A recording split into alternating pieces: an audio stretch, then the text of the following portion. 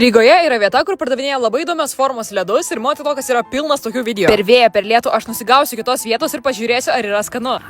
Pati parduotuvėlė tokia mažytė. Hello, one pistachio. And how to buy this ice cream? Gramatika pro max, nu žodžiu, nesigilinkim. Maybe strawberry as well. 17 eurų už viską.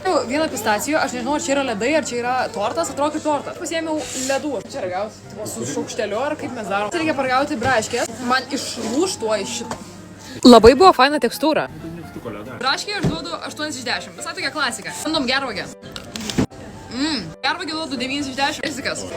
Man patinka, žinokit, man čia viskas labai patinka. Šitam irgi duosiu 9 iš 10. Bananų skonis tikrai vienas iš prasčiausių. Numylė. 6 iš 10 avietę. Šitoje stadijoje viskas pradėjo įgauti tą patį skonį. 8 iš 10. Man visai skanu, bet labiausiai patiko, manau, persikas arba gervagė. Neprisimenu, kiek persikų daviau, bet 10 iš 10. Ir taip pat aš turiu pasiėmus pyragiuką. Čia yra pistacijų skonis. Čia ledai.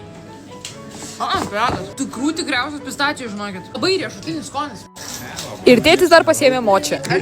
Laimą valgyčiau. Ledai skaniausiai iš čia. O kuriame mieste Lietuvoje man pavalgyti kitą kartą?